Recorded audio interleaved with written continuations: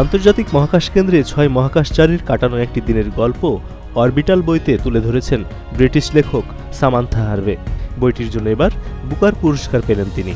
মঙ্গলবার এই পুরস্কার ঘোষণা করা হয়েছে। The winner of the Booker Prize 2024 is Samantha Harvey for Orbital. অরবিটালে যে মহাকাশচারীদের কথা বলা হয়েছে তাদের 2 জন পুরুষ, 4 জন নারী। কোভিড-19 মহামারীকালে লকডাউনের সময় অরবিটাল বইটির বেশিরভাগ অংশ লিখেছেন হার্ভে। অরবিটাল বইটি 136 পৃষ্ঠার। এটি বুকারজয়ী দ্বিতীয় সংক্ষিপ্ততম বই।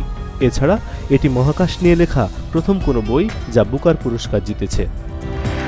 বিচারক প্যানেলের চেয়ারপারসন এডমুন্ড ডেওয়াল বলেছেন, বিচারকদের সর্বসম্মতিক্রমে ব্রিটিশ লেখক হার্ভেকে বুকার পুরস্কার জয়ী ঘোষণা করা হয়েছে।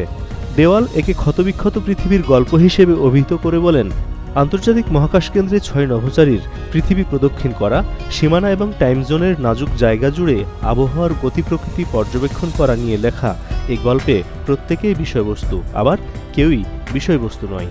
Beyond the editing, the publishing, the reviewing and discussing in schools and libraries and colleges and bookshops and book groups everywhere online. And that's the extraordinary, the truly extraordinary act of passing on a book to someone else.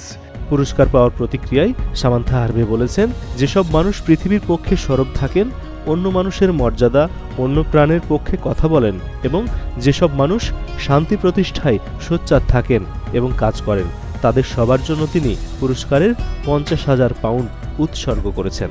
And all the people who speak for and call for and work for peace, this is for you. Thank you. চলতি বছর Booker পুরস্কারের জন্য মনোনীত ব্যক্তিদের সংক্ষিপ্ত তালিকায় Harvey ছাড়া আরও 4 জনের নাম ছিল।